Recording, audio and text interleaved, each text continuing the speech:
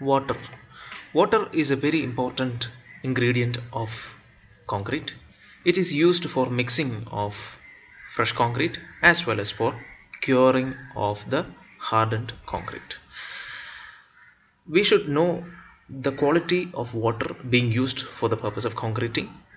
The most important thing is that the water used for concreting should be potable or it should be drinkable.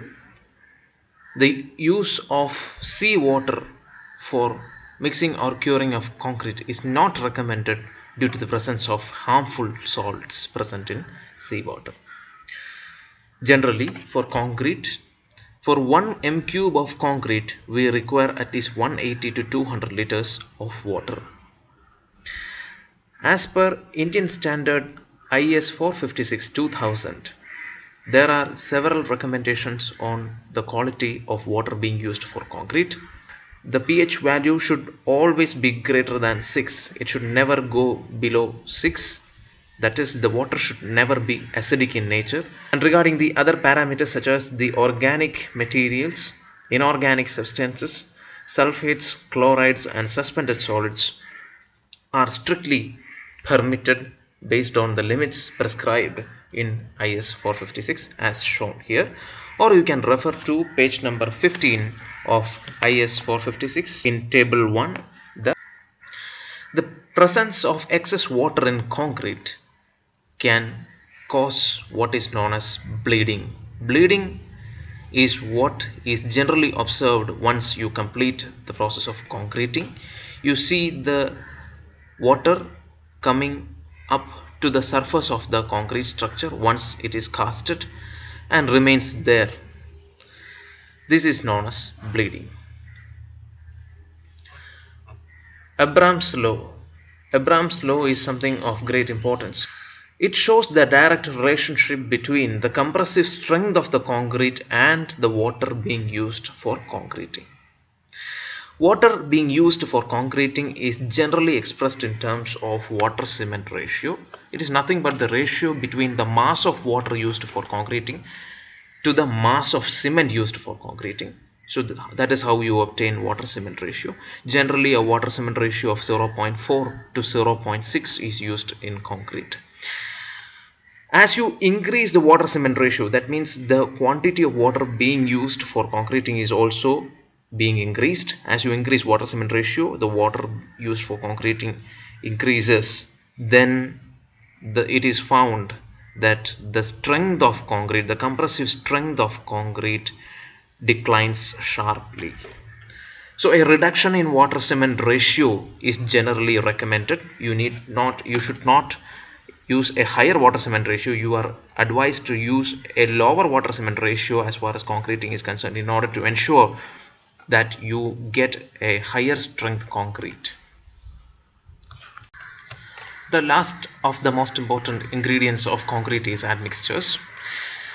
Admixtures are materials added in addition to the other ingredients of concrete: cement, fine aggregate, coarse aggregate and water, with the intention to modify its properties in the fresh and hardened states.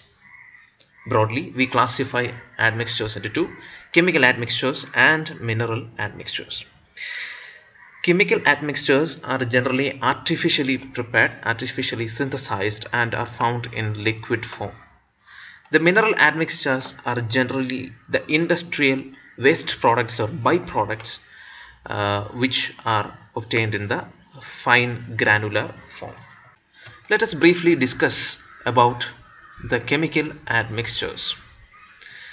They are of different types as given here: accelerators, retarders, superplasticizers, air entraining agents and bonding admixtures.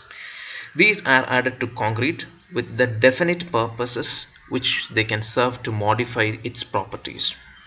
Accelerators are generally added to the concrete with the objective of accelerating the hardening process. That means the early strength of concrete is increased for certain purposes. For example, if you want to remove the formwork of concreting earlier, or if you want to reduce the duration of curing, you add accelerators. And coming to retarders, Retarders are used to delay the setting of concrete, especially in case of mass concreting.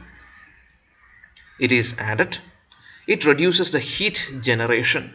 Generally, mass concreting results in excessive heat production, which can result in the formation of cracks in concrete, and this can be minimized with the help of retarders, which delay the setting of concrete. Now coming to superplasticizers, which is very important admixture.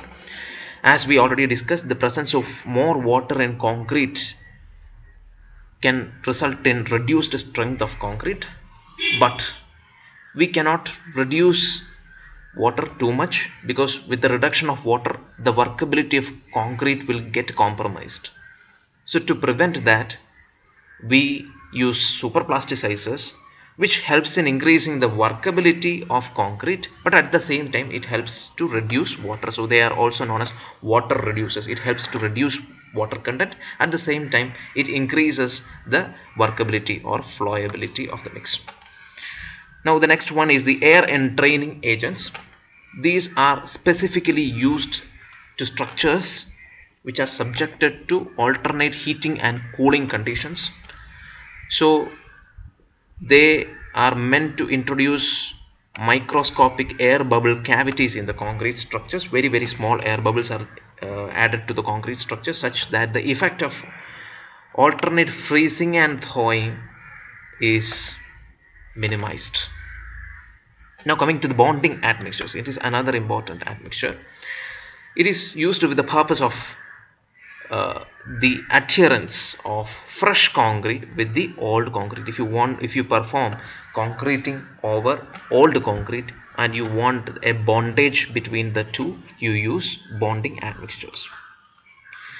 Now coming to the types of mineral admixtures. These are also known as pozzolanas. Pozzolanas are materials which are used for partial replacement of cement in concrete.